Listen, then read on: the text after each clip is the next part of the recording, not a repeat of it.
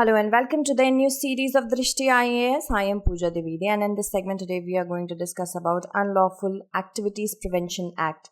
This topic is important from the perspective of prelims and also from the perspective of GS mains paper. So let's begin with the first topic. Why is it in the news?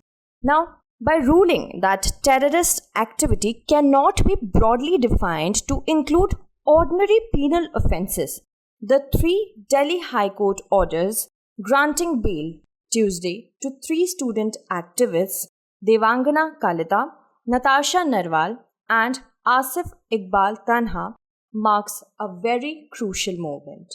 If we talk about the judgment, it says that terrorist activity cannot be broadly defined to include ordinary penal offences. That means a stringent penal provision such as UAPA, it needs to be more strictly interpreted because it has very serious repercussions, and by doing so it raised the bar for the state, that is the government, to book an individual for terrorism under the UAPA. Now the phrase terrorist act has been defined in a very wide and detailed manner within section 15 itself. Now in our opinion, that is in the court's opinion, the court must be careful in employing the definitional words and phrases used in the section 15 in their absolute and literal sense, or use them lightly in a manner that would trivialize the extremely heinous offences of terrorist act without understanding how terrorism is different from conventional heinous crime. Simply put, the court wants the state to interpret things such as provisions such as UAPA in a manner that it does not include ordinary penal offences and does not make it as a heinous crime, because it is very different. Now the bail orders also refer to how Supreme Court itself, in the 1994 case of Kartar Singh versus State of Punjab, it flagged similar concerns against the misuse of another anti-terror law, that is the Terrorist and Disruptive Activities Prevention Act 1987. That is a bigger case in itself. That is an entirely different topic. So the Delhi police argued that terror clause in UAPA can be invoked, not just for the intent to threaten the unity, integrity, but the likelihood to threaten the unity and integrity. Now, what is the difference between intent to threaten and the likelihood? How will it be decided? The intent to strike terror, again, but the likelihood to strike terror, not just the use of firearms, but also for causing or likely to cause, not just death, but injuries to any person or persons, or loss or damage or destruction of property.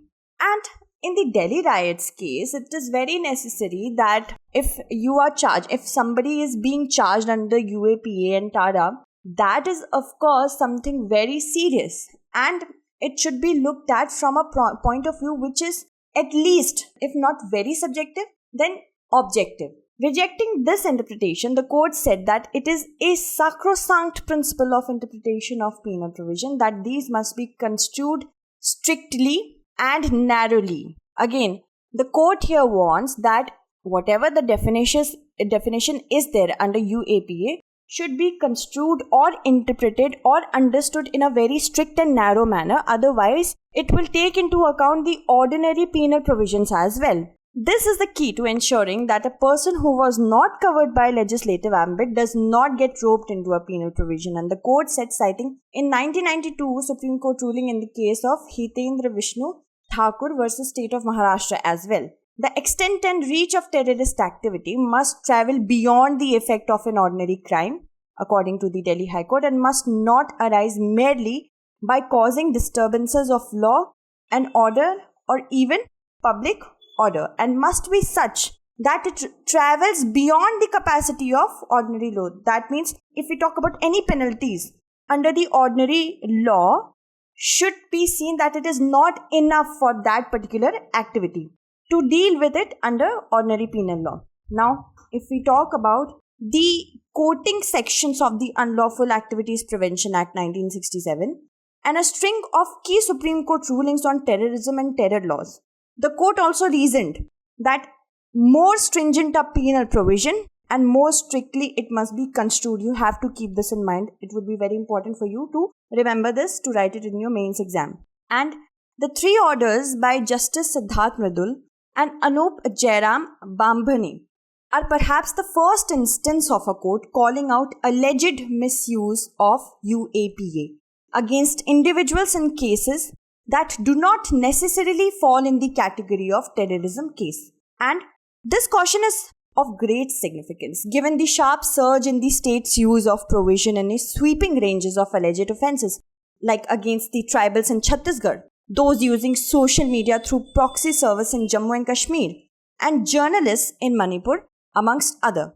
Now, according to a data provided by the Ministry of Home Affairs in Parliament in March, a total of 1126 cases were registered under the UAPA in just the year 2019, which is a very sharp increase from 897 in 2015. Incidentally, Justice Bambhani was a part of the two-judge bench that heard the initial cases related to the 2020 Northeast Delhi riots in a midnight hearing, along with Justice S. Muralidhar. Moving on, let's talk about UAPA.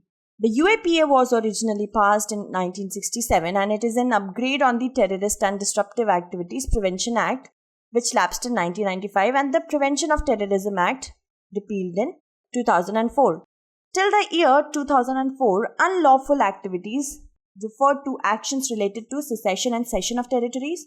Following the 2004 amendment, Terrorist Act was added to the list of offences, and the Act assigns absolute power to the central government, by the way of which if the central deems an activity as unlawful, then it may, by the way of an official gazette, declare it so. And under UAPA, the investigation agency can file a charge sheet in maximum 180 days after the arrest, and the duration can be extended further after intimating the court. Both Indian and foreign nationals can be charged. Keep this in mind. It will be applicable to the offenders in the same manner even if crime is committed on foreign land, that is outside India. And it has death penalty and life imprisonment as the highest punishments. Moving on, let's talk about certain challenges related to UAPA. First, of course, undermines the individual liberty, as it gives the state authority very vague powers to detain and arrest individuals who it believes to be indulged in terrorist activities.